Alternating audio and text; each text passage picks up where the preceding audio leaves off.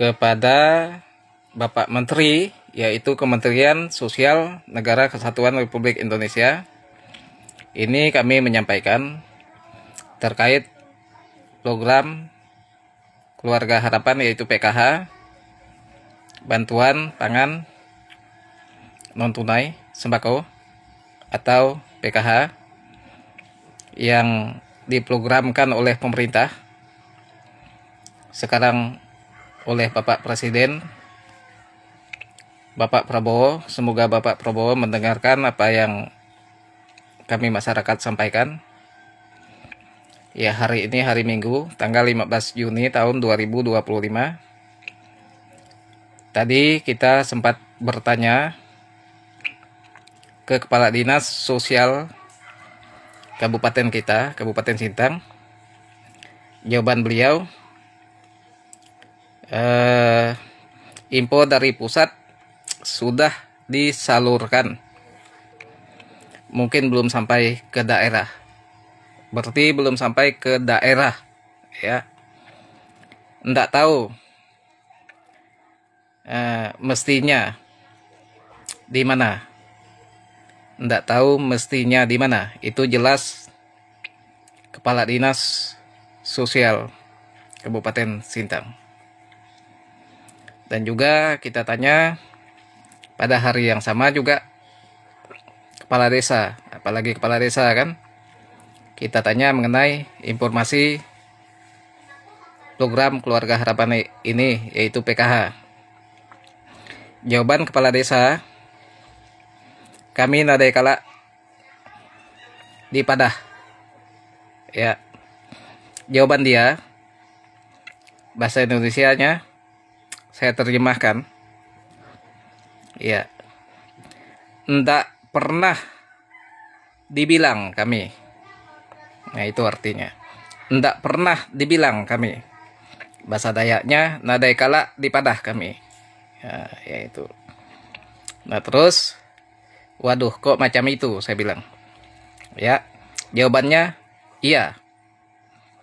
Kalaupun ada info, pasti langsung kami jampari ke KPM-nya. Begitu jelas kepala desa. Kepala desa setiap kita tanya, beliau pasti cepat respon. Kepala desanya perempuan. Dari Kepala Dinas Sosial Kabupaten Sintang, itulah jawaban beliau yang saya sampaikan tadi.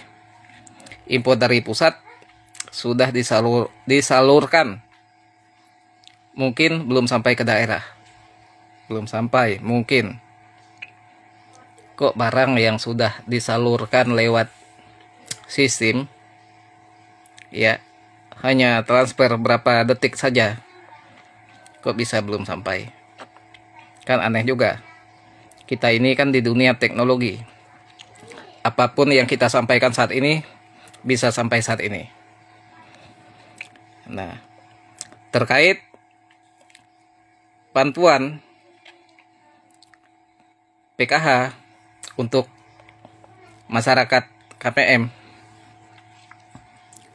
seharusnya tahap 2 itu cair di bulan Mei.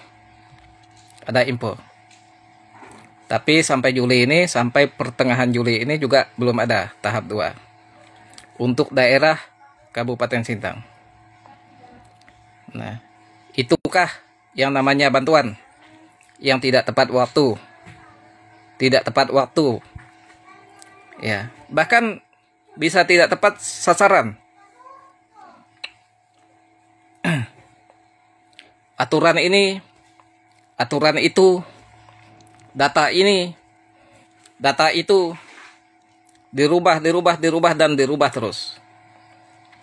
Dan bisa berpotensi menghilangkan hak-hak warga yang benar-benar wajib menerima bantuan itu.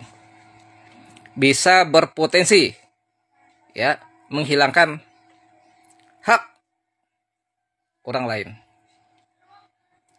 Kenapa saya ngomong begitu? Karena aturan ini, aturan itu, aturan ini, aturan itu. Ya. Data yang tidak valid lah katanya. KK yang tidak padan lah nanti katanya. KK yang belum diurus misalnya. Tidak padan lagi misalnya. NIK yang tidak aktif lagi lah misalnya. Alasan itu ini, itu ini, itu ini. Ya. Jadi berpotensi akan menghilangkan hak masyarakat Indonesia yang berhak. Karena aturan itu ini, itu ini. Pemerintah pusat hanya tahu di pusat. Tidak tahu di daerah. Ya, coba Bapak Presiden Prabowo atau Bapak Kementerian Sosial datang langsung ke sini, ketemu langsung dengan kami. Ketemu langsung. Datang langsung ke daerah Bapak Presiden, Kementerian. Turun langsung. Biar tahu bagaimana sulitnya ekonomi masyarakat. Mulai dari pembangunan jalan belum berupaya, jaringan internet, dan berbagai macam. Ekonomi sulit, cari kerja sakit, dapat kerja gaji murah, tapi aturan itu ini, itu ini. Wajar kalau kami menduga yang tidak-tidak. Wajar kalau mendatangkan prasangka buruk masyarakat kepada pemerintah kalau seperti ini.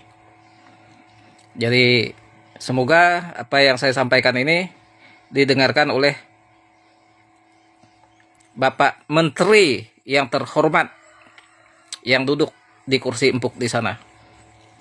Dan juga didengarkan oleh Bapak Presiden yang kami dukung.